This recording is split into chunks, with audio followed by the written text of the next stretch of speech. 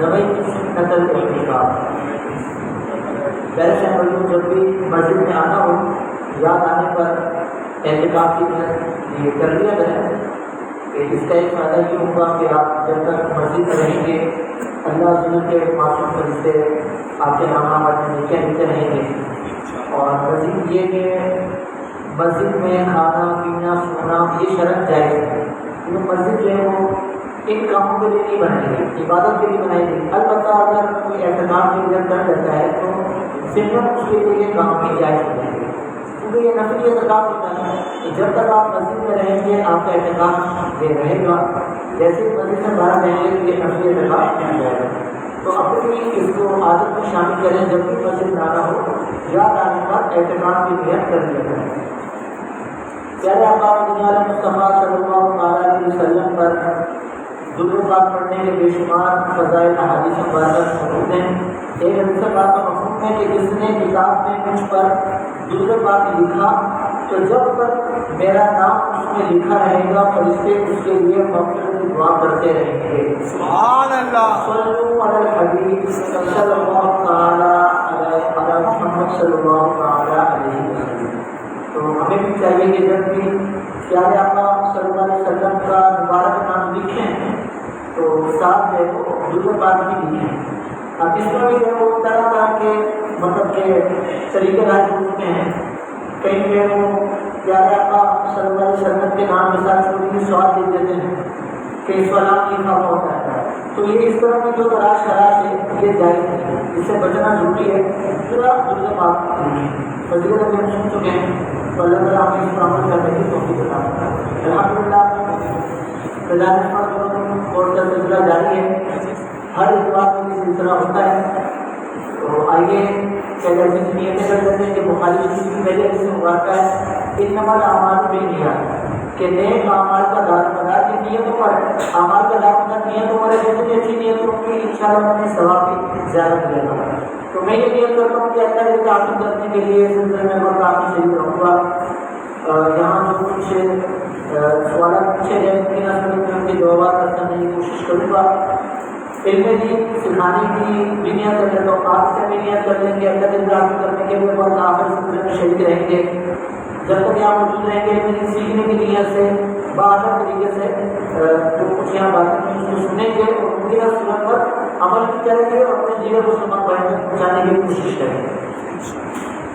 آئیے سب سے پہلے کچھ علم دین کی فضیلت اس کے حوالے سے میں مطلب کہ عرض کروں گا، اس ان شاء اللہ چینل میں سوالات دیں گے۔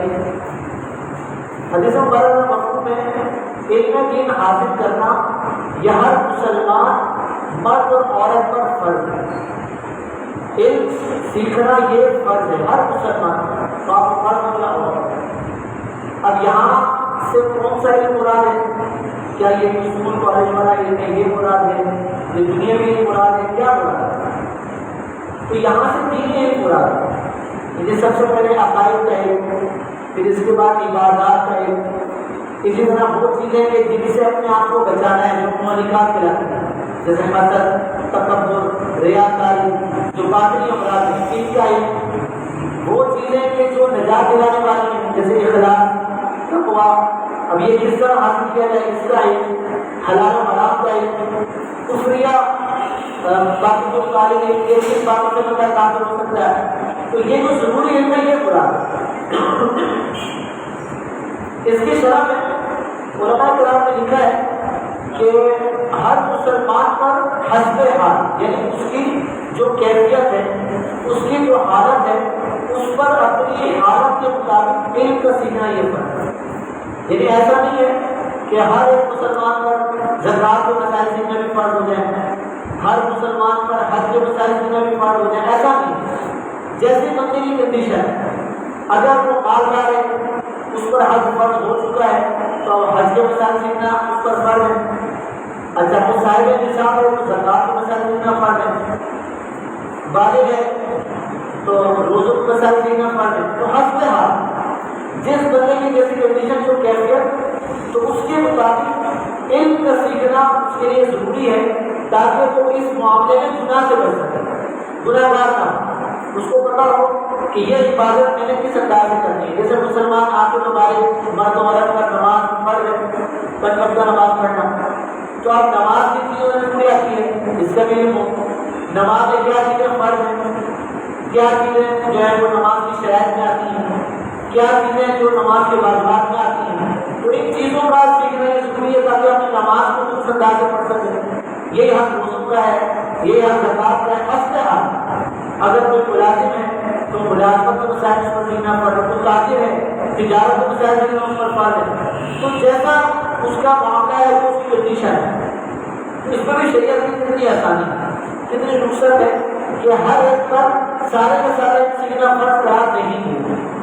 کہ جیسے مختلف آیات مبارکہ میں اس طرح ارشاد فرمایا، ایک جگہ ارشاد تعالیٰ ہوگا وما جعل علیکم فی الدین من حرج، کہ ہم نے جو تمہارے لیے دین میں کوئی حرج نہیں رکھا، تنگی نہیں رکھی، دشواری نہیں رکھی۔ ایک جگہ ارشاد ہوا یرید اللہ بکم الیسر ولا یرید بکم العسر، کہ اللہ تعالیٰ تم سے آسانی کا ارادہ چاہتا ہے، یعنی مشکل کا ارادہ نہیں چاہتا کہ تم مشکل نہ پڑو، آسانی کا ارادہ چاہتا ہے۔ تو یہ شریعت کی آسانی ہے کہ اس نے جو ہے وہ سارے کا سارا اس چیز میں آپ پر فرض قرار نہیں دیا۔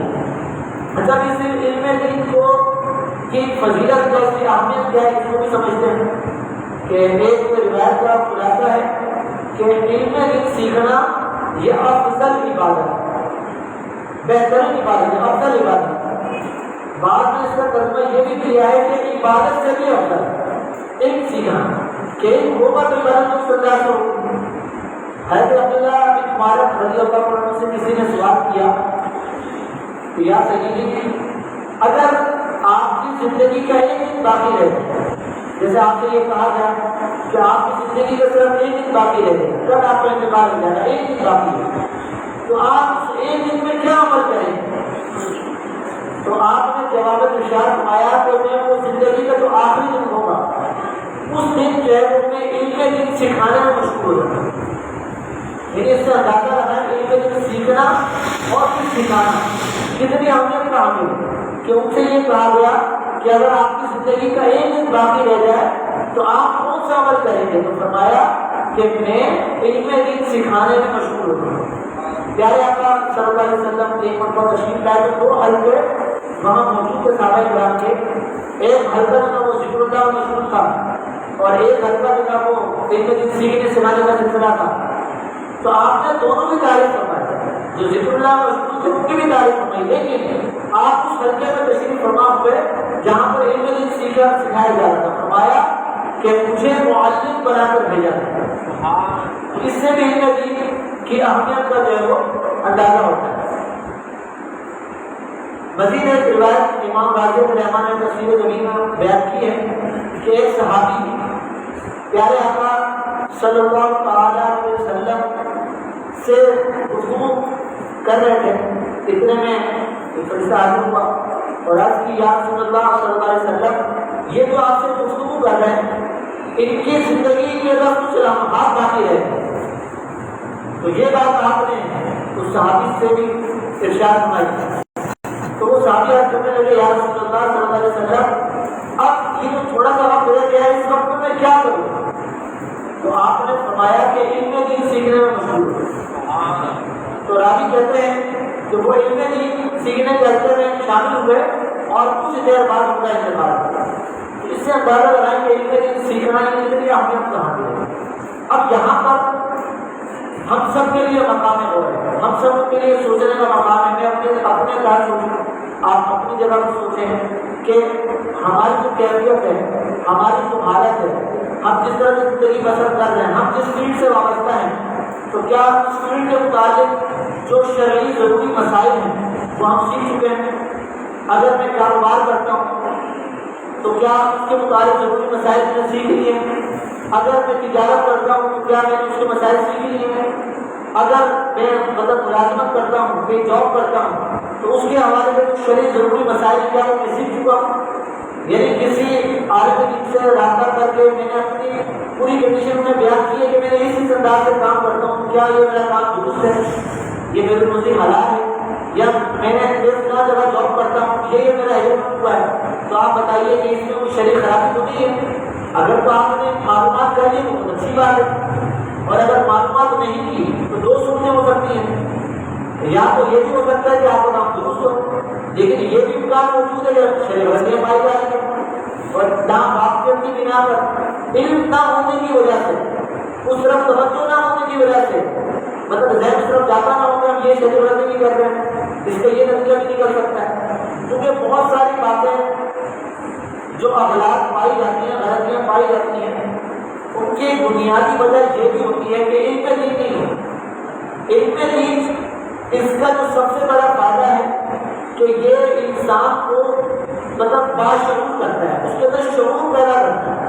کائنات علم نور ہے، اس کی روشنی جو ہے وہ انسان کو اندھیرے سے اجالے کی طرف لے کر جاتا ہے. ورنہ علم نہ ہو تو بتا کیا وہ ایسے ایسی غلطیاں کرتا ہے. اب بعض باتیں سے مشہور ہوتی ہیں وجہ علم دین سے دوری. اب ایک مثال دیتا ہوں کہ اب جیسے ہم کہیں سے گزر رہے ہیں، ہمیں راستے میں کہیں گری ہوئی کوئی چیز مل گئی، ہو جاتا ہے بہت ساری چیزیں بھی گری پڑی مل جاتی ہیں. کئی جگہ میں 100 کا نوٹ پڑا ہوا ہے، کہیں 1000 کا نوٹ پڑا ہوا ہے، مثال دے رہا ہوں، یا کوئی اور قیمتی چیز کسی کی گری ہوئی ہے. تو اب یہ تو ہے کہ کسی کی گری ہوئی چیز ہے، اب اس بارے میں کیا ہوگا؟ اس کے بھی باقاعدہ مسائل بیان کیے گئے ہیں، باقاعدہ چیپٹر اس کا ہے کہ اس کا کیا ہوگا. اب یہاں پر لوگوں کو بتا کر یہ سننے میں مطلب دیکھا گیا کہ لوگ کہتے سنائی دیتے ہیں کہ غیر سے مدد ہو گئی، کوئی کہتا ہے کہ دعا مانگی تھی قبول ہو گئی، وہ مفت مال آ گیا، کوئی کہتا ہے کہ اللہ کی زمین سے ملی ہے اپنی ہو گئی. تو یہ چیز اٹھا لینا، یہ ایسا نہیں کہ بندہ اٹھا لے تو اس چیز کا مالک بن جائے، ایسا نہیں. اگر کہیں آپ کو گری پڑی کوئی چیز مل گئی، جیسے آپ کہیں گزر رہے ہیں، آپ کی نظر پڑی کہ کوئی چیز گری ہوئی ہے، اگر آپ اس کو نہیں اٹھاتے تو کوئی آپ کا کوئی شرعی حکم نہیں ہے. البتہ اس میں مختلف صورتیں بنتی ہیں. پہلی صورت تو یہ ہے کہ آپ کو یہ لگتا ہے کہ چلو یار میں جو ہے وہ اس کے مالک تک پہنچا دوں گا، میں کوشش کروں گا کہ اس کا مالک اس کو مطلب اس تک یہ چیز پہنچ جائے، اور آپ کو غالب گمان ہے، یعنی آپ کی سوچ یہ زیادہ غالب ہے کہ میں یہ کام کر لوں گا، تو بہتر ہے آپ اٹھا کر مالک کو تلاش کریں اور اس تک پہنچا دیں. اور اگر ایسا کوئی گمان نہیں ہے تو نہ اٹھائیں. اور اگر یہ گمان ہے کہ میں اٹھا دوں گا تو کہیں میں خود اپنے لیے نہ اٹھا دوں، خود اپنے استعمال میں نہ لے آؤں، نہ اٹھانا بہتر ہے. بلکہ اگر پتہ ہے کہ اپنے استعمال میں لے آؤں تو ان کو بچنا ضروری ہوگا. یہاں تک کہ اگر کوئی اس نیت سے اٹھا لیتا ہے کہ یہ چیز میری ہے، بعد میں اس کو مسئلہ پتہ چلتا ہے یہ چیز اس طرح جو اگر مل جائے تو اس کو تو مالک تک پہنچانا ہوتا ہے، تو اپنی نیت سے اٹھانے والا دیکھو غاصب کہلاتا ہے. یعنی اس نے کسی کی چیز سمجھ میں چرا دی کہ اس نے ایک بری نیت سے اٹھائی، اس نیت بھی گناہ گار ہوتا ہے. اچھا اگر تو ایسی چیز ہے کہ اتنی قیمتی چیز ہے، پتہ ہے کہ اگر میں نہیں اٹھاؤں گا تو ضائع ہو جائے گی، یا چور وغیرہ رہتے ہیں کوئی اور بندہ اٹھا لے گا، اس کو استعمال کر لے گا، قیمتی چیز ہے تو پھر اٹھا لینا چاہیے. تو یہ چیز کی نوعیت کے بارے میں کتنی بڑی چیز ہے. اب پیسوں میں اگر دیکھا جائے 10 20 روپے 50 روپے تو کوئی اتنی اہمیت نہیں دے گا، 1000 5000 10,000 جتنے زیادہ پیسے ہوں گے اتنی اس کی اہمیت بڑھتی جائے گی. تو خلاصہ کلام یہ ہے کہ آپ نے جب تک وہ چیز نہیں اٹھائی آپ کا کوئی حکم نہیں ہے. اب اگر آپ وہ چیز اٹھا لیتے ہیں اس کو کہتے ہیں لقطہ، یعنی میری بڑی چیز جو آپ نے اٹھا دی وہ لقطہ کہلاتی ہے. تو اب اس کا شرعی حکم یہ ہے کہ آپ اس کے مالک کو تلاش کریں، یعنی تشہیر کریں. جس جگہ سے آپ اٹھائیے وہاں تشہیر کریں، آگے پیچھے لوگوں کو بتائیں کہ کسی کو چیز اس طرح ملی ہے، یا اگر پیسے تو کچھ پیسے ملے ہیں تو جس کی ہے وہ نشانی بتا کر لے جائیں، تشہیر کریں. جب آپ کو غالب گمان ہو جائے کہ آپ اس کے مالک نے اس کی تلاش چھوڑ دی ہوگی تو اب حکم یہ ہے کہ مالک کی طرف سے اس چیز کو صدقہ کر دیں، یعنی مالک کی طرف سے اس چیز کو صدقہ کر دیں. اگر خود شرعی فقیر ہے، مستحق زکوٰۃ ہے تو اپنے استعمال میں لا سکتے ہیں، اور چاہیں تو کسی اور مستحق زکوٰۃ کو دے دیں، اور چاہیں تو وہ رقم مسجد مدرسہ وہاں بھی خرچ کر سکتے ہیں. البتہ اگر بعد میں مالک تلاش کرتے ہوئے آ جائے اور اس کو پتہ چلے کہ بھی فلاں نے چیز اٹھائی ہے تو وہ آ کر تقاضا کرے کہ مجھے تو میری چیز واپس چاہیے، تو پھر اس کو واپس کرنا ہوگی. تو کہنے کا مقصد یہ کہ لقطہ ہے، اس کے متعلق کتنے مسائل.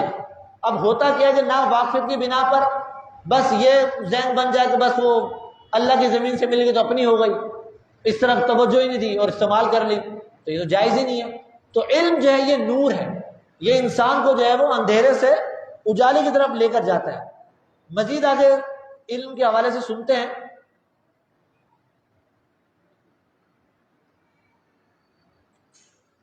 جیسے ایک مثال اور پیش کرتا ہوں کہ اس میں بھی جیسے بعض لوگ مبتلا ہوتے ہیں. وجہ کیا ہوتی ہے؟ علم دین نہ ہونا. ایک یہ ہوتا ہے کہ جیسے کوئی شخص جو ہے وہ ملازمت کرتا ہے، تنخواہ دار ہے، تنخواہ آتی ہے مہینے بعد. اب ہوتا یہ ہے کہ بھی اگر گھر میں رقم رکھی رہے گی تو وہ استعمال میں آ جائے گی، استعمال ہو جائے گی. اب کیا کریں؟ کرتے ہی ہے کہ بھی جیسے دکاندار سے کھاتا چل رہا ہوتا ہے سامان وغیرہ لینا، اب وہ مہینے کے شروع میں اس کو ایڈوانس رقم دے دی کہ یار یہ 5,000 روپے لے لو، ہم آپ سے جو ہے وہ سودا لیتے رہیں گے، جب پیسے پورے ہو جانا ہمیں بتا دینا، پھر ہم مزید دے دیں گے. تو اس طرح جو ہے وہ رقم اس کو ایڈوانس دے دی اور اس سے سامان لیتے رہے. فقہائے کرام نے اس صورت کے متعلق فرمایا کہ اس میں سود کا شبہ ہے، اور بہار شریعت میں اس صورت کو منع کیا گیا. حالانکہ ایک تعداد اس میں مبتلا ہے کہ وہ کیا کہ جیسے تنخواہ آئی، پیمنٹ آئی، تو وہ جا کر دکاندار کو یا کوئی اور کھاتا چلے اس کو ایڈوانس دے دی کہ اپنے پاس ہوگی تو خرچ ہو جائے گی، ایڈوانس دے دی. اب وہ بے فکر ہو گیا، اس سے سامان آتا رہے گا، اس میں کٹتا رہے گا. تو ایڈوانس رقم دے کر جو ہے وہ اس سے سامان لے رہے ہیں. تو اس میں فقہائے کرام فرماتے ہیں کہ سود کا شبہ ہے. کس طرح کہ حدیث پاک کا مفہوم ہے کہ ہر وہ قرض کہ جس پر مشروط نفع لیا جائے، کسی بھی قسم کا نفع حاصل کیا جائے، وہ سود ہے. اب یہاں پر جو رقم دی گئی ہے اس کی حیثیت کیا ہے؟ اگر ہم اس کو دیکھیں اس کی حیثیت کیا ہے، کس لیے دی اس کو؟ یہاں پر کوئی ان کی شرکت تو ہی نہیں آپس میں کہ انہوں نے شرکت کے طور پر دی ہو، باقاعدہ ایگریمنٹ ہوا ہو کہ وہ اتنے پیسے ملا رہا میرے اتنے پیسے، ایسا تو کوئی معاملہ ہوا نہیں. اور یہ امانت بھی نہیں ہے.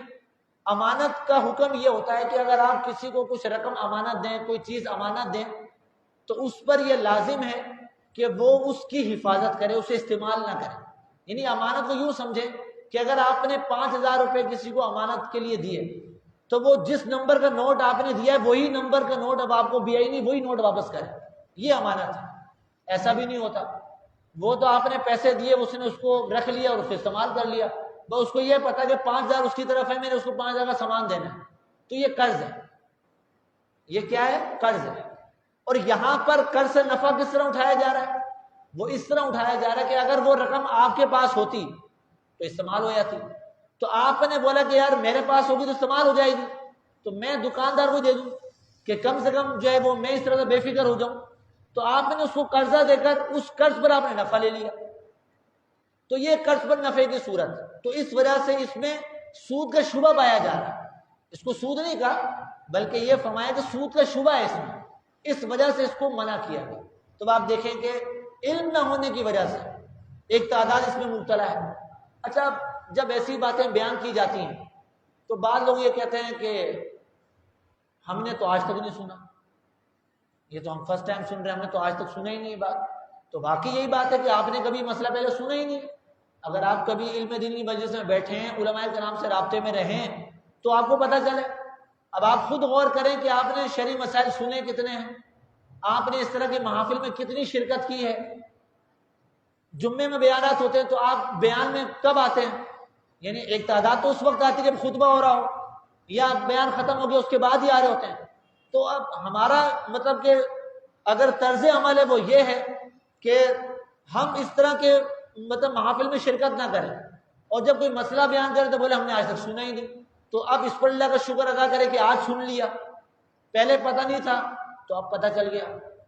اچھا، بعض لوگ یہ کہتے ہیں کہ بھئی ان مولویوں کا کام ہی فتوی لگانا، جب دیکھو فتویٰ لگا دیتے ہیں. اچھا، اب اگر مطلب کہ وہ اپنا کام چیک نہیں کروائیں گے، جو وہ کام کر رہے ہیں اس کے متعلق پوچھیں گے نہیں. کیوں؟ یہ خطرہ ہے کہ اگر ہم پوچھیں گے تو یہ نہ بولیں گے یہ بھی ناجائز ہے، تو یہ تو ناجائز کام نکال لیں گے. تو پوچھو ہی نہ پوچھیں گے نہ ہوگا. یہ بھی ایک مطلب کہ جہالت در جہالت ہے. اب یہ کہنا کہ ان کا کام ہی فتوی لگانا ہے، تو یہ تو ایسا ہی ہے کہ کوئی کل جا کر درزی کو بولے گا یا درزی کا کام ہی کپڑے سینا، جب دیکھو کپڑے سیتا رہتا ہے. وہ دھوبی کا کام ہی مطلب کہ کپڑے دھونا، اس کے علاوہ کوئی کام ہی نہیں. تو بھائی جس کا جو کام ہے وہی کام کرے گا. اب جو عالم ہے جو شرعی مسئلے بیان کرتا ہے تو اس کا کام ہی مسئلے بیان کرنا، تو وہ مسئلہ تو بیان کرے گا، اور وہ کیا کام کرے. تو اس طرح کی باتیں کہہ کر اپنے من کو منا لینا، تو یہ فقط من کو منانے کی بات ہے. ورنہ حقیقتاً جب آنکھیں بند ہوں گی لیکن جب آنکھیں کھلیں گی حقیقتاً تو پتہ چلے گا، لیکن اس وقت واپسی کی تو مطلب کوئی راستہ نہیں ہوگا۔ اسی لیے ابھی زندگی میں ہی آپ جس جگہ کھڑے ہیں اس جگہ مطلب آپ کہیں شرعی غلطی تو نہیں کر رہے، اس حوالے سے ہر ایک کو معلومات کر لینی چاہیے۔ اب ہر ایک غور کرے کہ اس کا رابطہ علماء کرام سے کتنا ہوتا ہے، اس نے اپنے موبائل فون میں کیا دارالفتہ سننے کے نمبر سیو کیے ہیں، کسی عالم دین کا نمبر سیو کیا ہے، کبھی کوئی ایسا مسئلہ پیش آئے تو وہ مسئلہ پوچھ لے۔ اولاً تو اصولاً اگر دیکھا جائے تو ہونا تو یہی چاہیے کہ جس طرح ہم اگر علاج کے معاملے میں دیکھیں تو کوئی مرض ہوتا ہے تو ہم ڈاکٹر کے پاس چل کے جاتے ہیں، کبھی ایسا نہیں ہوتا گھر بیٹھے فون کے لیے ڈاکٹر صاحب یہ مسئلہ بتائیں کیا کروں، ایسا تو نہیں ہوتا، خود جاتے ہیں۔ تو اولاً تو ہونا یہی چاہیے کہ جانا چاہیے، لیکن چلو اگر نہ بھی جائیں کم سے کم فون پہ رابطہ کر لیں، رابطہ تو ہو۔ اچھا، اب اس میں مسئلے کی بھی مختلف نوعیتیں ہوتی ہیں، بعض مسائل وہ ہوتے ہیں کہ جو فون پر آسانی سے حل ہو جاتے ہیں، لیکن بعض مسائل ایسے ہوتے ہیں کہ فون پر حل ہونے والے نہیں ہوتے، اس کے لیے باقاعدہ آ کر ملنا پڑتا ہے، ساتھ بیٹھنا پڑتا ہے، اس مسئلے کو سمجھنا پڑتا ہے کہ مسئلہ ہے کیا اور اس کا حل کیا ہے۔ ہر مسئلہ فون پر حل ہونے والا نہیں ہوتا، لیکن اس میں بھی ایک تعداد ایسی ہے کہ جس سے مطلب کہ ایک تجربہ رہتا ہے، کبھی ملاقات ہوگی تو اچھا ہوا آج مل گئے، آپ سے مسئلہ پوچھنا۔ اب ذہن میں سوال آتا ہے اگر نہ ملتے تو پھر کیا ہوتا، پوچھتے ہی نہ۔ تو ایسا نہیں ہونا چاہیے۔ مطلب بتانے کا مقصد یہ ہے کہ امیر سنت فرماتے ہیں کہ اگر آپ نے دیوار پہ کیل ٹھونکنی ہے، مفہوم عرض کر رہا ہوں، شاید آپ نے مسجد کے حوالے سے عرض کیا کہ مسجد کی دیوار میں اگر کیل ٹھونکنی ہے تو اس سے پہلے رہنمائی لے کے ہمارے لیے کیل ٹھونکنا درست ہے یا نہیں، اور اگر کہیں سے کوئی کیل نکالنی ہے تو اس کے لیے بھی رہنمائی لیں، یعنی قدم قدم پر رہنمائی کی حاجت ہے۔ کہیں ایسا نہ ہو کہ ہم خود فیصلہ کر لیں کہ یہ کام درست تو ہے، نہیں بعض اوقات ہم خود ہی فیصلہ کر رہے ہوتے ہیں اس میں کیا شرعی خرابی ہے، درست تو ہے، اس میں تو کوئی خرابی نہیں، تو وہ تو آپ خود ہی۔ اچھا، اس میں یہ بھی ہوتا ہے کہ ایک مسئلہ اگر آپ نے سن لیا تو ایسا بھی ہوتا ہے کہ ایک مسئلہ بندہ سنتا ہے دوسرے مسئلے کو اسی پر قیاس کر لیتا ہے کہ یہ مسئلہ ایسا ہے دوسرا بھی ایسا ہی ہوگا، تو حالانکہ ایسا نہیں ہے، بعض مسائل مختلف ہوتے ہیں۔ اچھا، مزید ایک مثال عرض کرتا ہوں، جیسے کچھ دنوں پہلے ایک سوال آیا، ایک بھائی ان کا سوال یہ تھا، وہ کہتے ہیں کہ میری جو ہے وہ دکان ہے کرائے کی، اب وہ جو مالک ہے وہ دکان کو بیچنا چاہ رہا ہے،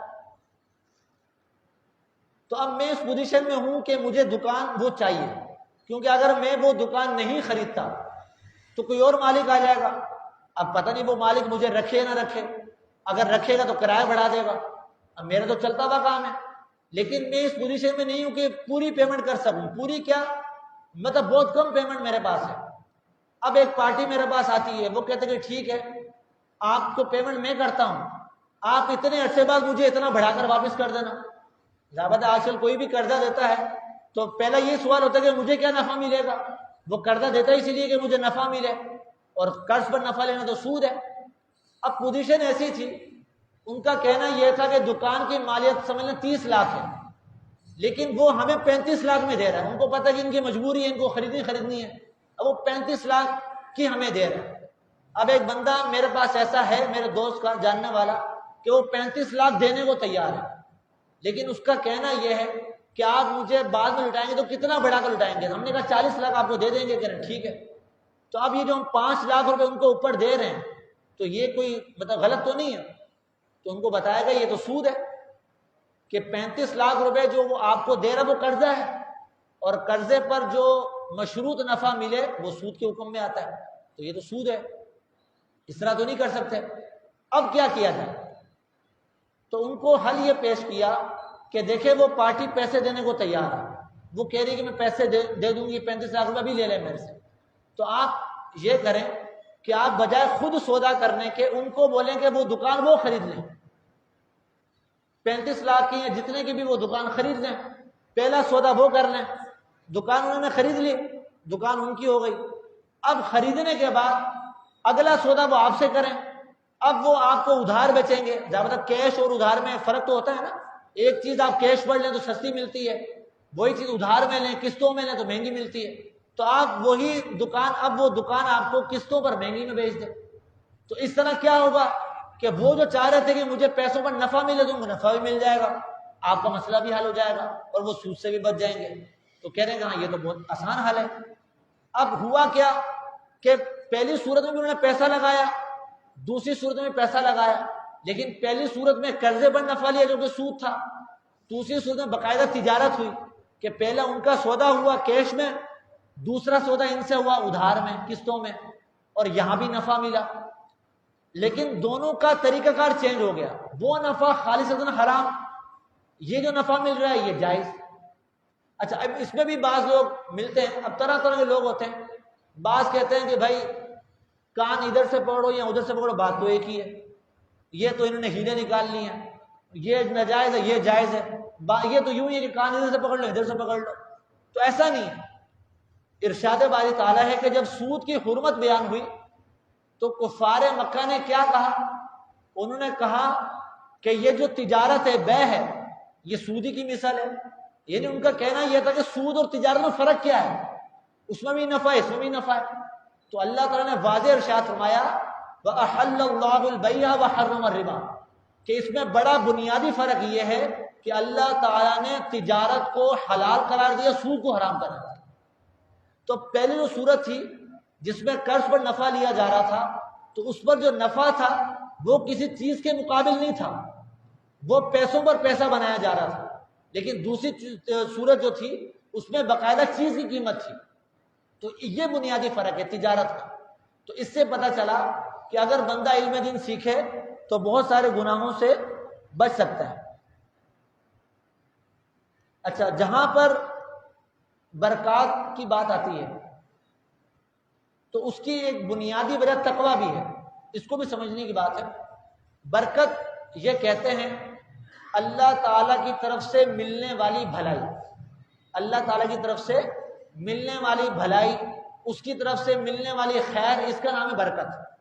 اب برکت ہر طرح کی چیز میں ہو سکتی ہے۔ مال میں برکت، اس کا مطلب یہ ہے کہ تھوڑا مال ہو بندے کو کفایت کر جائے۔ اب بعض لوگ یہ سمجھتے ہیں کہ مال زیادہ ہوگا یہی برکت ہے، ایسا نہیں۔ بعض امیر ہوتے ہیں مال بہت ہوتا ہے لیکن وہ قرضوں میں دبے ہوتے ہیں، وہ قرضوں سے نکل نہیں رہے ہوتے، اور بعض ایسے ہوتے ہیں کہ مال اتنا نہیں ہوتا لیکن وہ کفایت شعاری کے ساتھ ان کی زندگی گزر رہی ہوتی ہے۔ تو برکت چیز ہے کہ وہ جو مال ہے وہ اس کو کفایت کرے۔ اولاد میں برکت کیا ہے؟ اولاد میں برکت یہ ہے کہ اولاد جو ہے یہ کثیر ہو، فرما بردار ہو، اطاعت گزار ہو۔ بیوی کی برکت کیا ہے؟ کہ وہ شوہر کی اطاعت گزار ہو۔ اچھا گھر کی برکت کیا ہے؟ کہ وہ گھر جو ہے وہ اس کے لیے جو ہے وہ کافی ہو، وہاں جو اڑوس پڑوس ہوں وہ اس کے لیے جو ہے وہ مطلب کہ تنگی کا باعث نہ بنے۔ تو اس طرح ہر چیز کی برکت کا مفہوم مختلف ہے۔ تو برکت کا مطلب یہ کہ اللہ کی طرف سے ملنے والی بھلائی۔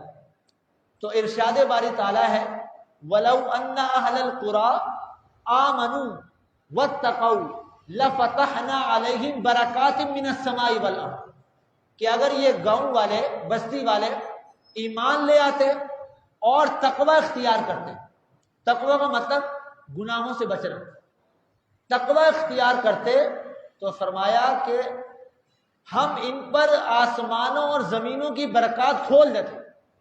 انہیں تقوی کی برکت سے برکات کا نزول ہوتا ہے۔ اگر بندہ گناہوں سے بچے برکتیں نازل ہوتی ہیں، ہر چیز میں برکت آتی ہے۔ ہمارے یہاں کیا ذہن ہوتا ہے کہ یار اگر میں نے کسی سے مطلب مسئلہ پوچھ لیا، اپنا مسئلہ بیان کر دیا، انہوں نے کہا یہ جائز نہیں ہے، اب مارکیٹ پریکٹس تو یہ چل رہی ہے تو میں تو بھوکا مر جاؤں گا، اگر میں اس طرح ہر کام پوچھ کر کروں گا تو میرا تو گزارا ہی نہیں ہوگا۔ ایسا نہیں ہے۔ کیا فرمایا جا رہا ہے؟ تقوی اختیار کرتے تو ہم آسمانوں اور زمینوں کی برکتیں ان پر نازل فرماتے ہیں، ان کے دروازے کھول دیتے ہیں۔ بالخصوص مال کے حوالے سے بیان ہوا وَمَن يَتَّقِ اللَّهَ يَجْعَلْ لَهُ مَخْرَجًا، کہ جو اللہ سے ڈرے، تقوی اختیار کرے تو اللہ تعالیٰ اس کے لیے رزق کے دروازے کھول دیتا ہے۔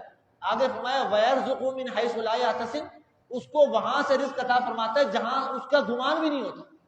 تو تقوی کی اپنی برکتیں ہیں، اس کی اتنی برکتیں ہیں کہ اگر کوئی بندہ گناہوں سے بچے، تقوی اختیار کرے، نہ صرف اس کو اس کی برکت نصیب ہوتی ہے بلکہ اس کی نسلوں کو بھی برکتیں نصیب ہوتی ہیں۔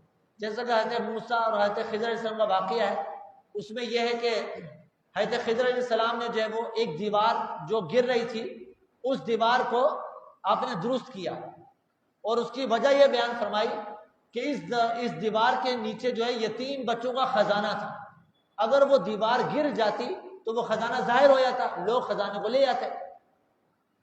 تو اس خزانے کی حفاظت اللہ تعالیٰ نے یوں فرمائی کہ اس دیوار کو سلامت رکھا۔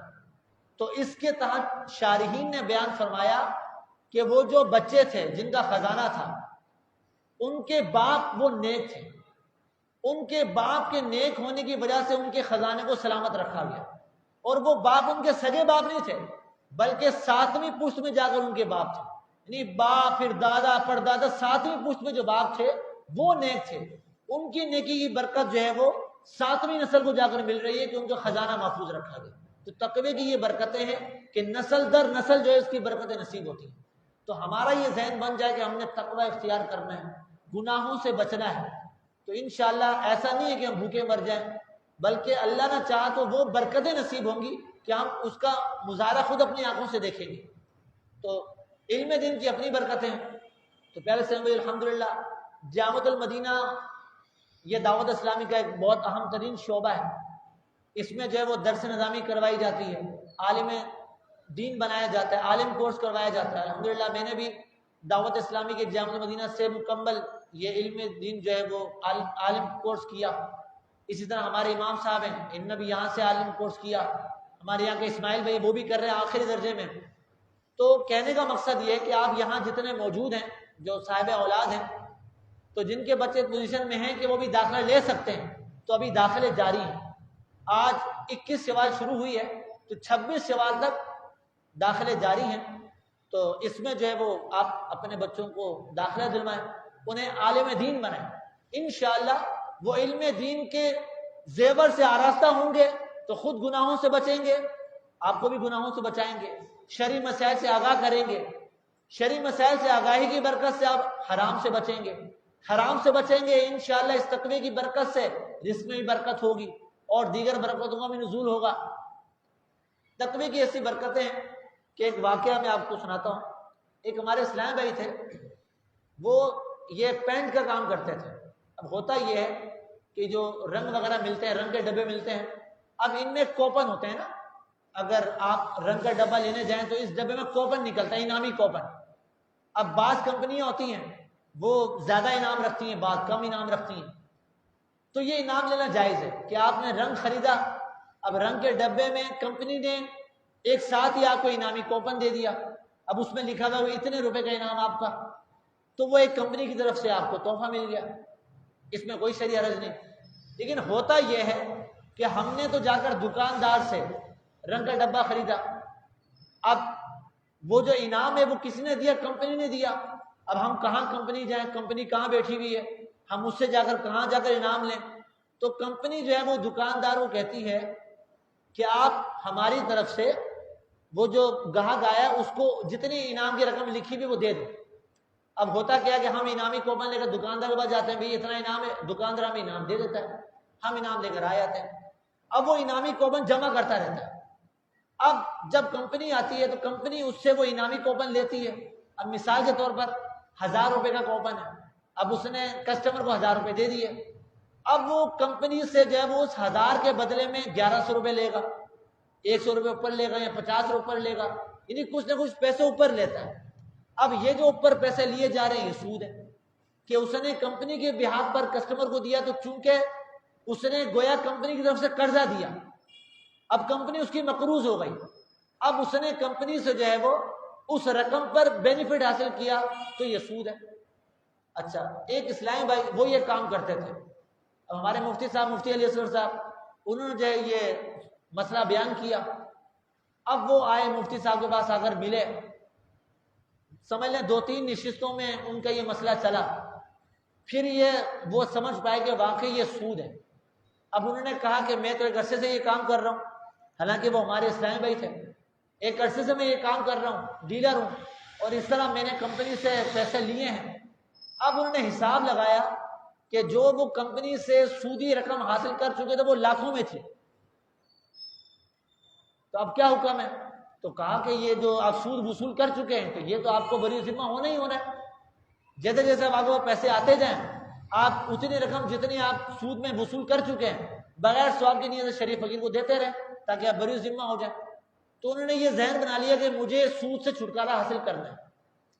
انہوں نے جو ہے وہ حساب کتاب لگا کر جتنا سود ان پر بنتا تھا وہ سارا سود انہوں نے ادا کر دیا، یعنی بری ذمہ ہو گئے.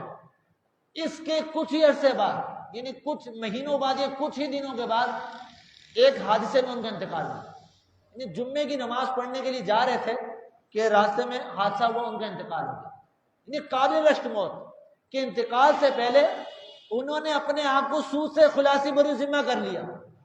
یعنی اب ان کی کوئی نیکی ہوگی کہ جو ان کے کام آئی کہ اللہ تعالیٰ نے موت سے پہلے جو ہے وہ ان کو اس گناہ سے پاک کر دیا.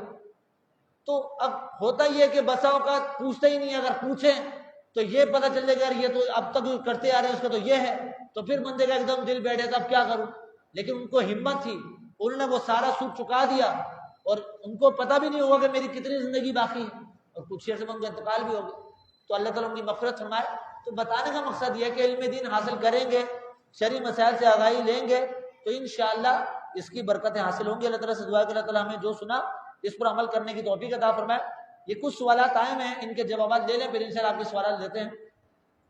اس سوال یہ ہے کہ ہمارے بزرگ کہتے ہیں کہ اگر ناخن یا وہ بال کہ جن کا صاف کرنا ضروری ہوتا ہے اگر 40 دن سے زیادہ نہ کاٹے جائیں تو نہ غسل ہوتا ہے نہ وضو ہوتا ہے. تو یہ بات کہاں تک درست ہے؟ تو اس حوالے سے شرعی مسئلہ ذہن نشین رہے کہ یہ جو ناخن ہے اس کے بارے میں حکم یہ ہے کہ 40 دن کے اندر اندر ان کو کاٹنا ضروری ہے. ناخن ہو گئے یا جسم کے غیر ضروری بال ہیں ان کو صاف کرنا یہ 40 دن کے اندر ضروری ہے.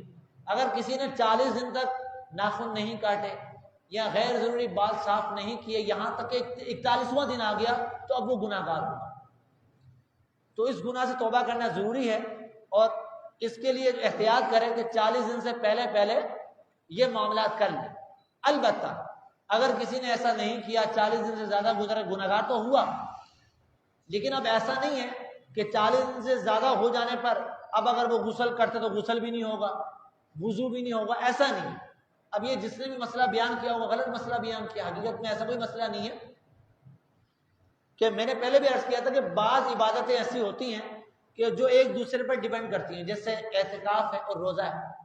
اب جو ماہ رمضان کا جو آخری 10 دن کا اعتکاف ہوتا ہے، سنت اعتکاف، اس میں روزہ شرط ہے. اگر معتکف جو ہے وہ کسی دن روزہ نہ رکھ سکے تو اس کا اعتکاف بھی ختم ہو جائے گا. تو اعتکاف کے لیے روزہ ضروری ہے. تو بعض عبادتیں ایسی ہوتی ہیں کہ وہ دوسری عبادت کے لیے ضروری ہوتی ہیں، لیکن ہر عبادت کے لیے ایسا ضروری نہیں ہے. اب جیسے روزہ ہو گیا، یہ تراویح ہو گئی، یہ دونوں الگ الگ عبادت ہیں. اب اگر کسی نے روزہ نہیں رکھا تراویح پھر بھی پڑھنا ہوگی، یہ تراویح نہیں پڑھی روزہ پھر بھی رکھنا ہوگا. تو اس طرح یہ معاملہ ہے کہ اگر کسی نے ناخن وغیرہ 40 دن سے زیادہ ہو گئے نہیں کاٹے، گناہ گار تو ہوا، لیکن اب ایسا نہیں کہ وہ وضو نہیں کرے گا، وضو کرے گا، غسل بھی کرے گا، اس کا وضو بھی ہو جائے گا، غسل بھی ہو جائے گا. البتہ یہ جو گناہ ہوا اس سے توبہ کرنا ضروری ہے. اسی طرح ایک سوال یہ ہے کہ آج کل جو خواتین ناخن بڑھا لیتی ہیں ان کے لیے کیا حکم؟ تو عرض کر دیا کہ عورت ہو یا مرد ہو سب کے لیے حکم یہی ہے کہ ناخن اور غیر ضروری بال 40 دن کے اندر اندر صاف کرنا یہ ضروری ہے. ایک سوال یہ کہ میری عمر 35 سال ہے، کیا میں کالی مہندی لگا سکتا ہوں؟ لیکن 35 سال عمر ہو، 30 سال ہو، 40 سال ہو، جو بھی ہو، مرد ہو یا عورت ہو، سب کے لیے حکم یہ ہے کہ کالا کلر استعمال کرنا یہ جائز نہیں. یعنی بالوں کو کالا کلر لگا دینا، اب وہ کالا کلر ہو، کالی مہندی ہو، یعنی یہ کلر استعمال کرنا یہ مرد و عورت دونوں کے لیے جائز نہیں. حدیث مبارکہ میں اس سے سخت ممانعت آئی ہے. البتہ جہاد کا موقع ہو، دشمن پر ایک رعب طاری کرنا ہو، اس وقت ایک مخصوص حالت میں اس کی اجازت دی گئی ہے. لیکن ابھی فی زمانہ تو ایسے حالات نہیں ہیں کہ جہاد فرض ہو چکا ہو، جہاد پر جا رہے ہو تو کہا جائے کہ چلو بھی کالا کلر لگا لو. ابھی تو ایسا کوئی معاملہ نہیں ہے. تو ابھی جو صورتحال ہے اس میں جو ہے وہ کالا کلر لگانا یہ مرد و عورت دونوں کے لیے حکم یہی ہے کہ وہ اپنے سر کے بالوں پر یا داڑھی کے بالوں پر کالا کلر استعمال نہیں کر سکتے. کالا کلر اسی طرح بعض براؤن کلر ایسے ہوتے ہیں جو بہت ڈارک ہوتے ہیں، ڈارک براؤن ہوتے ہیں، یعنی وہ لگا لیں تو جیسے کوئی دور سے دیکھے تو وہ بھی کالا لگتا ہے، قریب جا کر غور کرے تو لگتا ہے یار یہ تو ڈارک براؤن ہے. تو ایسا ڈارک براؤن کے جو دکھنے میں کالا محسوس ہے وہ بھی نہیں لگا سکتا. البتہ اس کے علاوہ جو کلر ہیں وہ لگائے جا سکتے ہیں. دو سوال اور ہیں، پھر اس کے بعد آپ کے سوالات لیتے ہیں۔ ایک سوال یہ کہ امامت کون کروا سکتا ہے، امامت کی کیا شرائط ہے؟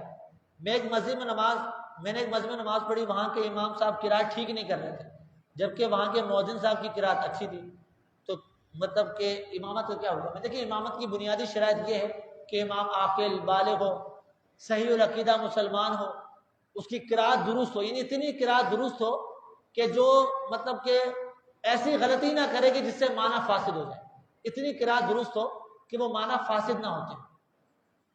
باقی یہ کہ اس کو کوئی ایسا شرعی عذر لاحق نہ ہو کہ جس سے جو ہے وہ اس کو رعایت ملتی ہو۔ جیسے شرعی عذر مراد یہ کہ اگر پیشاب وغیرہ کا کسی کو مرض لاحق ہو گیا تو اب وہ ایک پورا نماز کا وقت ایسا گزر گیا کہ اس کو جو ہے وہ وقت کے اندر نماز پڑھنے کا موقع ہی نہ ملے، تو یہ شرعی معذور کہلاتا ہے، تو یہ بھی نہ ہو، تو یہ شرائط پائی جانا ضروری ہے۔ تو اگر واقعی جس امام کی بات کی گئی ہے تو اگر اس امام کی قرات اتنی غلط ہے، اتنی وہ غلطیاں کرتے ہیں کہ جس سے معنی ہی تبدیل ہو جاتا ہے، تو پھر تو وہ امامت کے مصلے پر کھڑے ہونے کے قابل ہی نہیں ہے۔ لیکن اگر ایسا نہیں ہے، امامت میں غلطیاں ہیں لیکن اس حد تک نہیں ہے کہ معنی فاسد ہوتے ہوں، تو اس صورت میں نماز بہرحال ہو جائے گی، لیکن امام کے لیے بہتر یہی ہے کہ ایسے بھی امام مقرر کیا جائے کہ جو صحیح العقیدہ مسلمان ہو اور اس کی قرات بھی درست ہو، باقی وہ متقی وغیرہ بھی ہو، بہتر یہ ہے۔ یہ کہہ رہے ہیں کہ پچھلی اتوار کو غسل کا مسئلہ بیان کیا کہ اگر غسل میں ترتیب نہ پائی جائے، 3 فرض مکمل کر لیے جائیں تو غسل ہو جاتا ہے، تو کیا وضو میں بھی یہ حکم ہے؟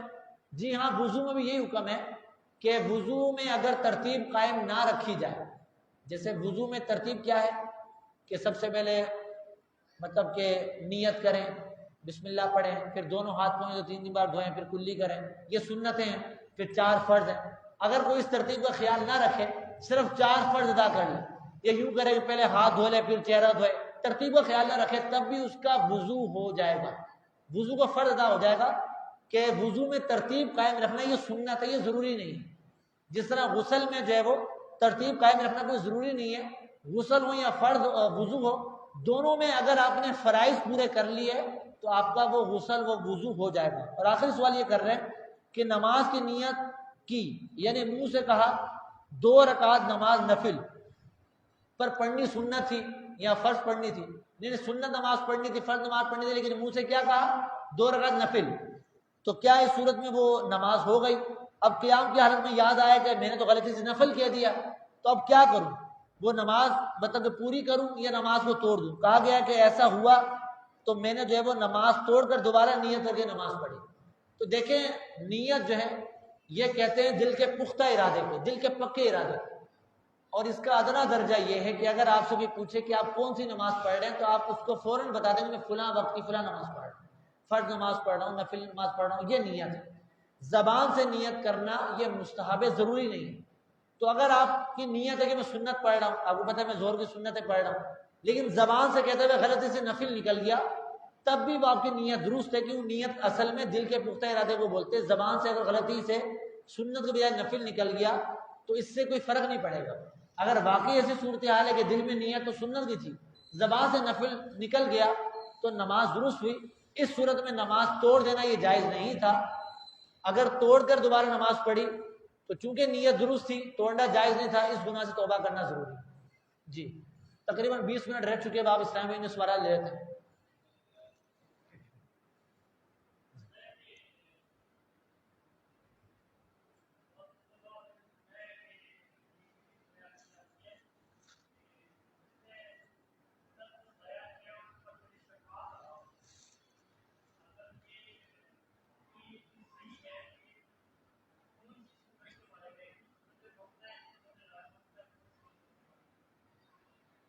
اختر بھائی کا سوال یہ ہے کہ سنا یہ ہے کہ جس نے میری سنت کو ضائع کیا، سنت کا عمل نہ کیا، سنت کو ترک کیا، چھوڑ دیا، اس کے لیے میری شفاعت حرام ہے، تو اس سے کون سی سنت مراد ہے؟ دیکھیں اس طرح کی روایت تو ملتی ہے، جیسے ایک روایت یہ ہے کہ 3 افراد ایسے ہیں کہ جو بروز قیامت میری زیارت سے معروم رہیں، جس میں یہ بھی کہا گیا کہ جس کے سامنے میرا ذکر ہوا اس نے مجھ پر درود نہ پڑھا، ایک وہ بھی ذکر ہوا میری سنت کو چھوڑنے والا۔ اب اس کی شرح میں علماء نے کلام کیا ہے کہ سنت کو چھوڑنے سے مراد کیا ہے۔ یعنی ایک ہوتا ہے کہ سنت کو سنت سمجھتا ہے، سنت سمجھتا ہے لیکن غفلت کی وجہ سے اس کو عمل نہیں کرتا، اب وہ ایک سنت کی برکات سے محروم رہے گا۔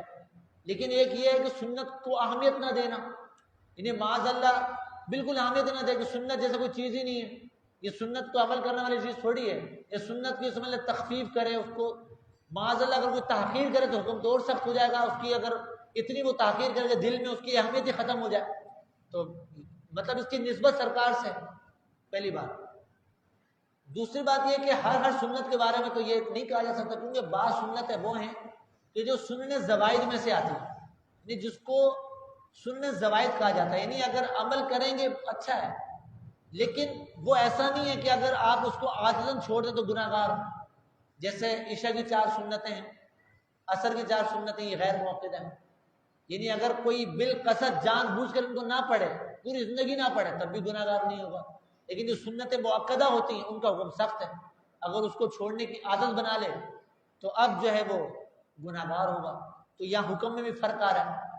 اسی طرح سنت طریقے کو بھی کہتے ہیں، یعنی سنت کو ترک کرنے والا گویا کہ سرکار کے طریقے سے ہٹ جانے والا، سرکار کا جو طریقہ ہے اس کو اختیار نہ کرے، یعنی شریعت طریقے کو اختیار نہ کرے، شریعت کے طریقے کو چھوڑ کر غیر طریقے پر چلا، اس کے لیے یہ وعید ہے کہ جو شریعت کو یوں سمجھ لیں پسے پش ڈال دے۔ تو اس کے علاوہ اور ہی معنی بیان کیے گئے ہیں، مزید دیکھ کر انشاءاللہ ممکن ہو تو اگلے اتوار عرض کر دوں گا۔ تو اس میں قیل و قال ہے، یہ نہیں کہا جا سکتا کہ اگر کوئی ایک سنت کو بھی چھوڑ دے تو اس پر یہ فوراً حکم نافذ ہو جائے کہ اس نے چونکہ فلاں سنت چھوڑ دی تو اس پر جو یہ حکم آ جائے گا بھی شفاعت سے محروم رہے گا، ایسا نہیں ہے۔ خلاصہ کلام یہ کہ ہمیں کوشش یہ کرنی چاہیے کہ سنت پر عمل کریں، اور اگر ہمیں پتہ چل بھی جائے کہ یہ سنت جو ہے وہ سنت غیر موقدہ ہے یا اس سنت کی اتنی تاکید نہیں ہے، تو صرف یہ سمجھ کر کہ یار یہ سنت اتنی تاکید والی چھوڑ دو، ایسا نہیں ہونا چاہیے۔ عمل کرنا ممکن ہو تو کر لینا چاہیے، ورنہ دل میں یہ نہ ہو کہ یار سنت کی اہمیت ختم ہو جائے، ایسا نہ۔ مطلب جیسے بعض لوگ یہ پوچھ رہے ہوتے ہیں کہ یہ گناہ ہے، تو کون سا گناہ ہے؟ گناہ صغیرہ کبیرہ ہے؟ گناہ صغیرہ جو صغیرہ گناہ ہے، تو یہ بھی نہیں پوچھنا چاہیے گناہ صغیرہ کبیرہ۔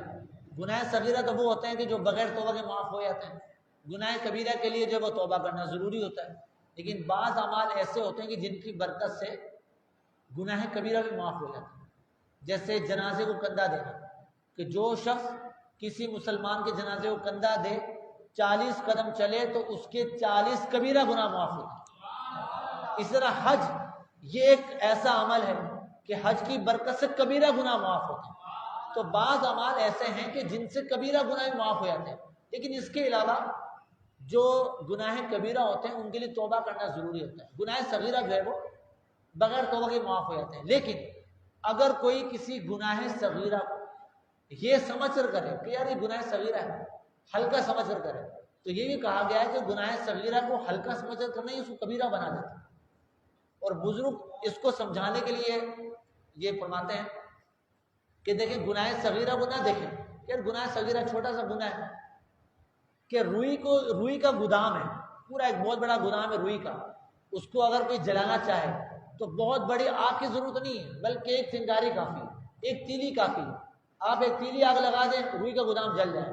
تو مطلب سمجھانے کے لیے کہ اگر معاذ اللہ کوئی کسی گناہ کو ہلکا سمجھ کر کرے، اب اس کی کیا کیفیت تھی، اس نے کس کیفیت سے وہ گناہ کیا، تو ہو سکتا ہے کہ اس گناہ پر اس کی پکڑ ہو جائے۔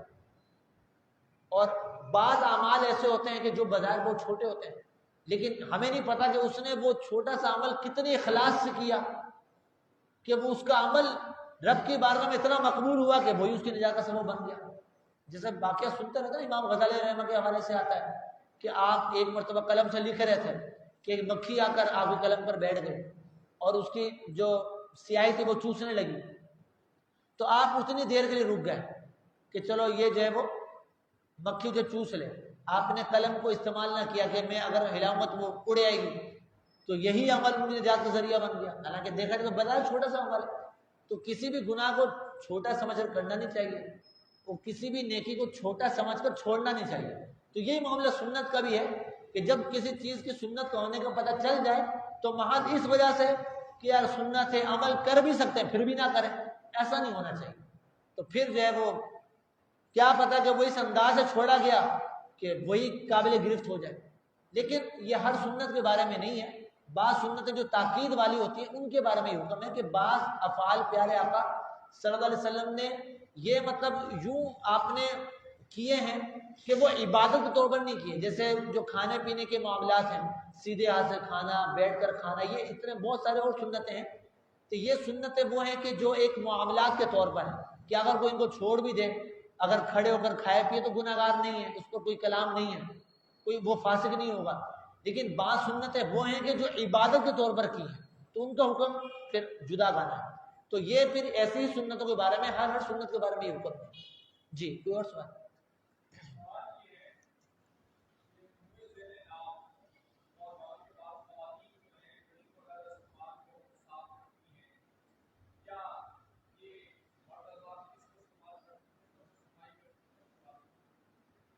یہ سوال دوسرے طریقے سے بھی پوچھا جاتا ہے، مطلب کہ دوسرا طریقہ یہ ہے کہ عموماً مرد حضرات تو اس کے لیے ریزر والا کا استعمال کرتے ہیں، تو بعض والا جو ان کی رہتے ہیں کہ عورت ریزر کا استعمال کر سکتی ہے. بلکہ بعض دفعہ تو یہ سوالات بھی آئے ہیں کہ بھی یہ مشہور ہے کہ اگر عورت ریزر کا استعمال کریں یا کسی لوہے کی چیز کا استعمال کریں تو گناہ گار ہوگی. یہی باتیں بھی سننے کو ملتی ہیں. تو ایسا نہیں ہے، اگر عورت ریزر کا استعمال کرے تو بھی جائز ہے، لیکن اس کے لیے جو ہے وہ دوسری چیزیں کریم وغیرہ جو وہ استعمال کرنا زیادہ بہتر ہے. اس کا برعکس کر لیں کہ مرد اگر ریزر کے بجائے اس طرح کریم استعمال کر لے تو اس کا یہ استعمال کرنا بھی جائز ہے، گناہ گار نہیں، لیکن اس کے لیے بہتر کہ ریزر کا استعمال کر لے. لیکن اگر وہ کریم کا بھی استعمال کرتا ہے تو بھی جائز. اصل مقصد جو ہے وہ ہے غیر ضروری بالوں کی صفائی، وہ کسی بھی طریقے سے ہو جائے، وہ صفائی ہو گئی. اصل جو شریعت کو مطلوب تھی وہ صفائی تھی، وہ حاصل ہو گئی. جی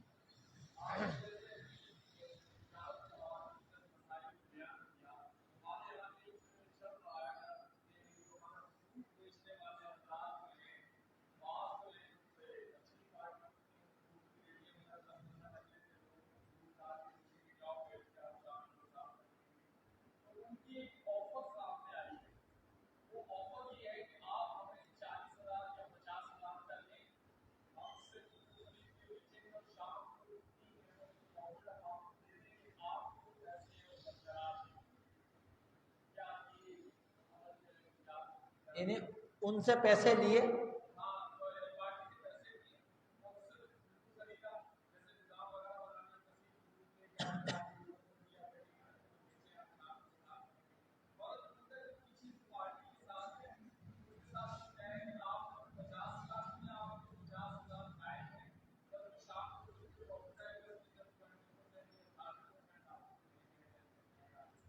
دیکھیں یہ کام اگر شرکت کے طور پر کیا جائے تو جائز ہو سکتا ہے.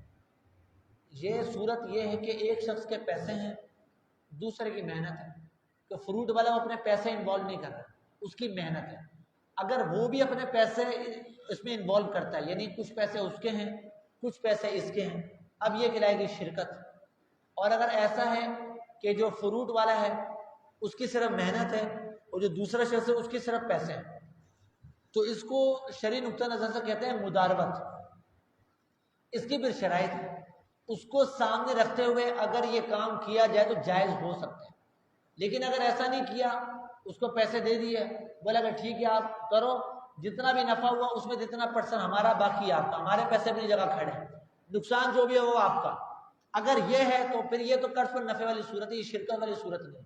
اگر اس کو شرکت کہتے بھی ہیں تو شرکت فاسدہ ہے، کہ جس میں کیونکہ جب مداربت ہوگی کہ جس میں ایک کی محنت ہے اور دوسرے کے پیسے ہیں، اس صورت میں اگر نقصان ہوتا ہے تو دیکھا جائے گا کہ وہ نقصان کس کی کوتاہی سے ہوا. اگر تو وہ جو فروٹ والا ہے جس کی محنت ہے، اگر اس کی غفلت سے نقصان ہوا تو پھر تو اس پر تاوان بنتا ہے.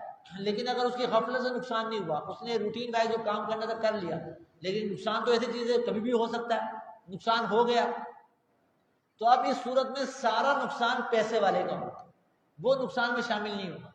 پہلے اس نقصان کو نفع سے پورا کیا جائے گا، اگر نہ پورا ہو تو پھر سارا نقصان پیسے والوں کا ہوگا. لیکن وہ جو آپ صورت بیان کر رہے ہیں مارکیٹ میں رائج ہے وہ ایسا ہوتا نہیں ہے. وہ پیسے دے کر سمجھتا بھی میرے پیسے اپنی جگہ کھڑے ہیں، نقصان ہو جو ہو وہ اس کا، مجھے بس نفع ملتا رہے گا. میں جب بولوں گا میرے پیسے واپس کر دے، وہ کچھ عرصے میں میرے پیسے واپس کر دے گا. تو یہ جو ہے وہ قرض کی ہی صورت ہے، اور اس پر قرض پر نفع لینا اس سود کی صورت میں ہے، یہ جائز نہیں. جی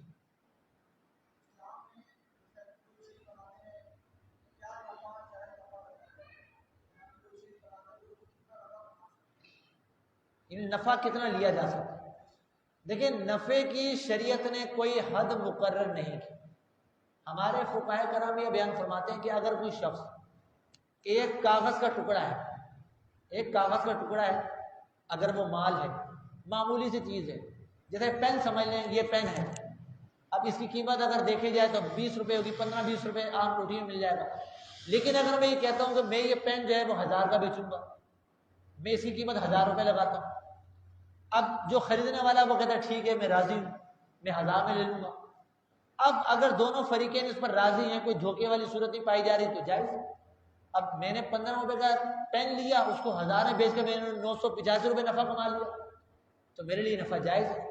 شریعت نے نفع کی کوئی مقدار، کوئی حد بندی مقرر نہیں کی. البتہ یہ ضرور بیان کیا ہے کہ نفع کی مقدار میں اگلے مسلمان بھائی کا بھی خیال رکھنا چاہیے. ایک خیر خواہی ہو، اتنا نفع نہ ہو کہ وہ مطلب کہ تنگی میں آ جائے.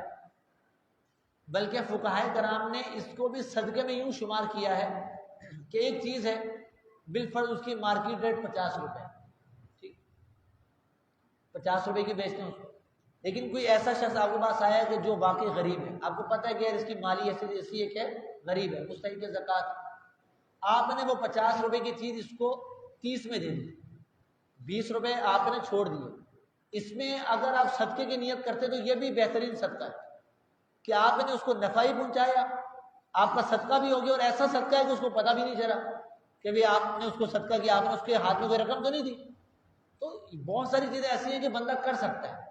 تو نفع میں یہ دیکھ لیا جائے کہ اتنا زیادہ نفع نہ ہو کہ جس سے ہمارے مسلمان بھائی جو تنگی میں ہیں ان کے ساتھ ایک بھلائی والا معاملہ ہو. اب بعض لوگ جو زیادہ نفع لیتے ہیں تو لوگ کیا کہتے ہیں یار فلاں تو بہت کاٹتا ہے یا فلاں لوٹتا ہے، وہ اس نے بڑی لوٹ مار مچا رکھی ہے. تو اس کو لوٹنا نہیں کہیں گے بھائی، اس نے ایک پیشکش کی ہے، جیسے آپ اس کے پاس گئے چیز لینے کے لیے 25 کی چیز تھی، وہ کہتا ہے 35 کی دوں گا، تو آپ اپنی مرضی سے لے کر آئے، آپ چاہتے تو نہ لیتے. اب آپ نے 35 کی لے لی، اب آپ بولے اس نے تو لوٹ لیا مجھے، تو اس کو لوٹنا نہیں کہیں گے. ایسا نہیں کہ اس نے لوٹ مار مچائی ہے، آپ اپنی رضامندی سے لے کر آئے، اس کے لیے نفع جائز ہے، آپ چاہتے تو نہ لیتے. لیکن اس میں ہوتا کیا ہے کہ زیادہ نفع لیں گے تو مسلمان بھائی باتیں بنائیں گے.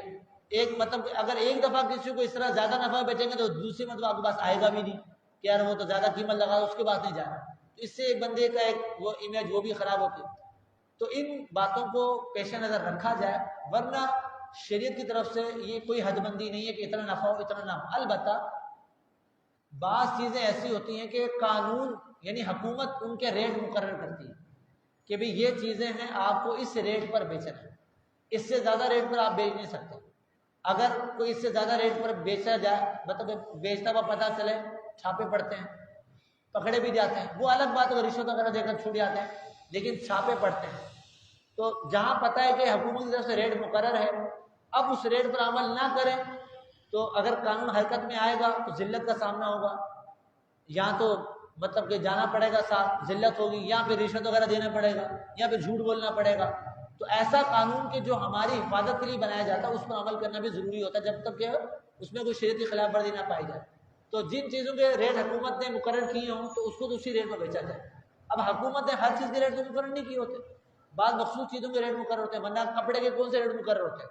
بھی کپڑے اتنے میں بیچنا ہے، کھلی آزادی ہے، کپڑے ہو گئے اور کسی چیزیں بیچ رہے ہوتے ہیں. ہاں جو کھانے پینے کی چیزیں ہوتی ہیں ان کے ریٹ مقرر ہوتے ہیں، بھی یہ چیز اتنے میں بیچنی ہے، تو جن کے ریٹ مقرر ہیں اس کو اسی ریٹ میں بیچا جائے. اس کے علاوہ جو چیزیں ہیں وہ دونوں مطلب کہ اختیار رکھتے ہیں، وہ جتنا چاہے نفع لے سکتے ہیں. جی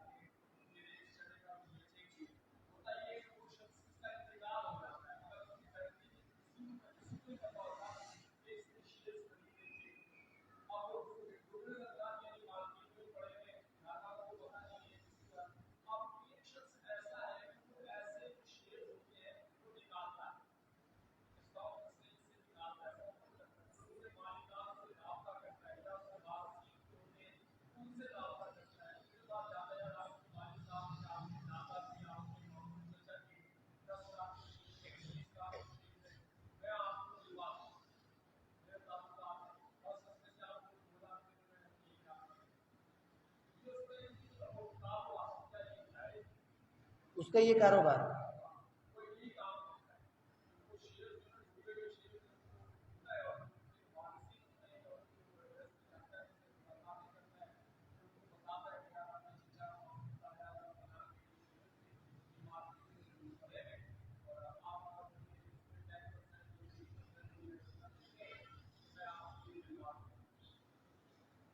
اس کو اگلے پر رکھ لیتے ہیں۔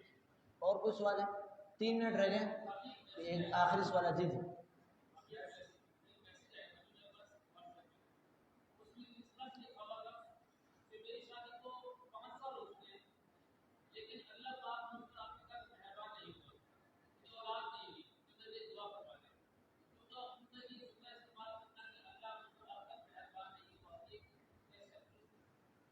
دیکھیں یہ جملہ جو ہے وہ اللہ کی شان کے لائق تو نہیں ہے، مناسب نہیں ہے، ایسے جملے استعمال نہ کیے جائیں۔ البتہ اس جملے سے ایسا نہیں کہ ان کو کوئی حکم کفر لگ جائے، لیکن ادب یہ ہے کہ ایسے جملے استعمال نہ کیے جائیں، کیونکہ شریعت کی جو تعلیم ہے اس سے جو نتیجہ نکلتا ہے وہ یہی نکلتا ہے کہ جو خیر و شر ہے یہ سب اللہ ہی کی طرف سے، لیکن ادب کا تقاضا یہ ہے کہ خیر کی نسبت اللہ کی طرف کی جائے، شر کی نسبت اپنی طرف کی جائے، اللہ کی طرف نہ کی جائے۔ جیسے حضرت خضر علیہ السلام کا واقعہ ہے، آپ نے پہلے ایک بچے کو جو ہے وہ قتل کیا۔ اب بچے کو قتل کرنا یہ ایک ایسا معاملہ ہے کہ جو ایک معاملہ درست نہیں ہے، جیسے اس معاملے میں ایک درستی کی پہلو نہیں ہے قتل کرنا، تو اس طور پر آپ نے جب یہ قتل کا واقعہ ذکر کیا تو اس کی نسبت اپنی طرف کی، اپنی طرف اس کی نسبت کی۔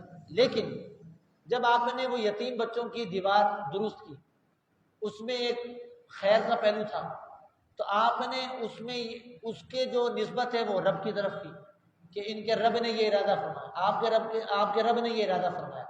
تو نسبت دیکھیں، حضرت ابراہیم علیہ السلام کا قول ہے، آپ فرماتے ہیں کہ جب میں بیمار ہوتا ہوں، بیماری کی نسبت اپنی طرف کی، یہ نہیں کہا کہ جب اللہ مجھے بیمار کرتا ہے، بلکہ کہا کہ جب میں بیمار ہوتا ہوں تو کیا اللہ تعالیٰ مجھے شفا دیتا ہے۔ یوں بھی کہا جا سکتا تھا کہ جب اللہ بیمار کرتا ہے تو مجھے شفا مل جاتی ہے، نہیں، جب میں بیمار ہوتا ہوں تو اللہ مجھے شفا دیتا ہے، تو بیماری کی نسبت اپنی طرف کی۔ تو یہ ہمارے دین اسلام کا مزاج ہے، تعلیمات ہیں کہ اچھائی کی جو نسبت ہے، اچھائی کا جو پہلو ہے وہ رب کی طرف کیا جائے۔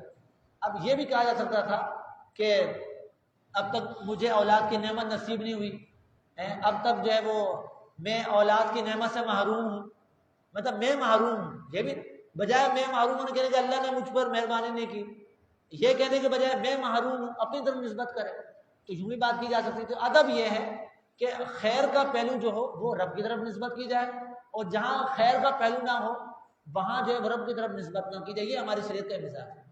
جی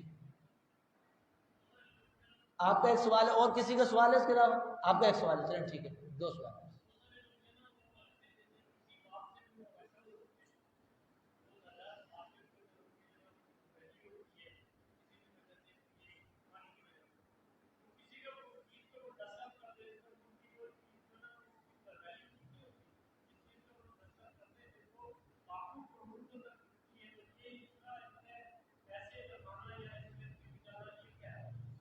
دیکھیں ایک چیز ہے اس کی شرن تو ویسے قیمت دیکھی جائے تو اتنی کوئی قیمت نہیں ہے، لیکن جب اس چیز کو کسی سے نسبت ہو جائے تو اس چیز کی ویلیو بڑھ جاتی ہے۔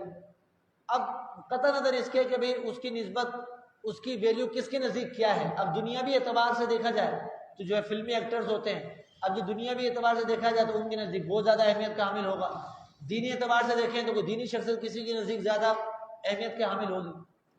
تو جس کی جیسی نسبت ہو تو اس کی نسبت جب اس چیز سے متعین ہو گئی، یعنی اس کے ساتھ مل گئی، تو قیمت تو لامحالہ بڑھ گئی، اب اس کی ویلیو تو وہ رہی نہیں، ویلیو اس کی بڑھ گئی۔ اب اگر زیادہ قیمت لگا کر بیچا جاتا ہے کہ بھئی یہ قیمت اب اتنے کی ہے، تو جو خریدار ہے اگر وہ راضی تو ٹھیک ہے، وہ کہتا ہے میں اتنے میں خریدنے میں راضی ہوں۔ میں نے ابھی عرض کیا نا کہ ایک کاغذ کا ٹکڑا اگر ہے، بھلے اس کی 1 روپے قیمت ہے، تو 1000 لاکھوں میں بیچے، ٹھیک ہے، تو جب اس کی نسبت اس سے ہو گئی ہے تو اب وہ خاص اس چیز کو نہیں دیکھ رہا، بلکہ وہ اس کے پیچھے نسبت کو دیکھ رہا ہے، یہ چیز ہے کس کی طرف منسوب، اصل قیمت اس چیز کی یہ جی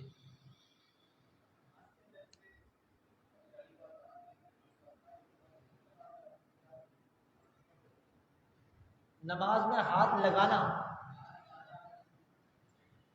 لیکن نماز میں کھجانے کے حوالے سے تو فقہاء کرام نے ذکر کیا ہے کہ نماز میں ایک رکن میں 2 مرتبہ تک کھجانے کی اجازت ہے۔ جیسے بندہ نماز پڑھ رہا ہے، اب نماز پڑھتے پڑھتے اس نے 1 مرتبہ کھجا لیا، پھر ہاتھ رکھ لیا، پھر 2 مرتبہ کھجا لیا، تو یہ 2 مرتبہ کھجانا ہو گیا ایک ہی رکن میں۔ جیسے کھڑے ہیں، قیام یہ ایک رکن ہے، رکوع یہ ایک رکن ہے، اس پر رکوع سے کھڑے ہوتے ہیں تو یہ سمیع اللہ لمن حمدہ کہتے ہیں، کھڑے ہوتے ہیں اس کو کہتے ہیں قوما، یہ ایک رکن ہے۔ تو ایک رکن میں 2 مرتبہ کھجانے کی اجازت ہے۔ اگر کسی نے ایک رکن میں 2 سے زیادہ مرتبہ کھجا لیا، جیسے 3 مرتبہ ہاتھ اٹھا لیے کھجانے کے لیے، یا پھر 1 مرتبہ ہاتھ اٹھایا یہاں کھجایا، پھر یہ 2، پھر یہ 3، تو یہ عمل کثیر میں آ جائے گا۔ اب اس صورت میں اس کی نماز فاسد ہو جائے گی، یعنی جیسے ہی ایک رکن میں 3 مرتبہ کھجانا پایا گیا تو نماز فاسد ہو جائے گی۔ کھجانے کے حوالے سے تو یہ ذکر ہے۔ آپ کا سوال خاص کھجانے کے حوالے سے نہیں ہے، صرف ہاتھ اٹھا لیا، مطلب اٹھایا کیوں؟ چیز سیٹ کر رہے ہیں، یہ سیٹ کر لیا، یہ سیٹ کر لیا، ادھر ہاتھ لگا لیا، عادتاً کھجا نہیں رہے، بس ویسے ہی عادتاً۔ بعض لوگوں کی عادت ہوتی ہے داڑھی سے کھیل رہے ہوتے ہیں، اب وہ داڑھی میں لگے ہوئے ادھر بھی کر رہے ہیں ادھر بھی کر رہے ہیں۔ تو آپ کا سوال یہ ہے کہ کھجائے نہ بلکہ ویسے ہی ہاتھ اٹھا لے، تو بس ویسے ہی کبھی ادھر ہاتھ لگا لیا، ادھر ہاتھ لگا لیا، ایک مطلب اب رکن میں 2 مرتبہ کر لیں یا 2 سے زیادہ مرتبہ کر لیں تو کیا حکم ہے؟ اس کو بھی میں خیال اگلے مرتبہ میں رکھ لیں۔ مجلس کے اختتام میں دعا پڑھ لیتے ہیں۔ صلاۃ والسلام علیک یا رسول اللہ، سبحانک اللہم وبحمدک لا الہ الا انت استغفرک واتوب الیک، سبحانک اللہم وبحمدک لا الہ الا انت استغفرک واتوب الیک، سبحانک اللہم وبحمدک لا الہ الا انت استغفرک واتوب الیک۔ اب جو دعا پڑھیں گے اس کی فضیلت یہ کہ جو کوئی اس دعا کو 3 مرتبہ پڑھے گویا اس نے شب قدر کو پا لیا۔ لا الہ الا اللہ الحلیم الکریم سبحان اللہ رب السماوات السبع ورب العرش العظیم، لا الہ الا اللہ الحلیم الکریم سبحان اللہ رب السماوات السبع ورب العرش العظیم، لا الہ الا اللہ الحلیم الکریم سبحان اللہ رب السماوات السبع ورب العرش العظیم۔ اے مالک مولا ہمارے یہاں جمع ہونا اپنی بارگاہ میں قبول فرما، یہاں جو کچھ شرعی مسائل بیان ہوئے ان میں جو غلطی کوتاہی ہوئی معاف فرما۔ اے مالک مولا ہم سب کے ایمان کی حفاظت فرما۔ اے مالک مولا ہمیں شرعی مسائل سیکھ کر اس پر عمل کرنے کی توفیق عطا فرما۔ اے مالک مولا ہماری تمام جائز حاجات پوری فرما۔ وصلی اللہ تعالی علی خیر خلقہ سیدنا مولانا محمد وعلی آلہ واصحابہ اجمعین برحمتک یا ارحم الراحمین، لا الہ الا اللہ محمد رسول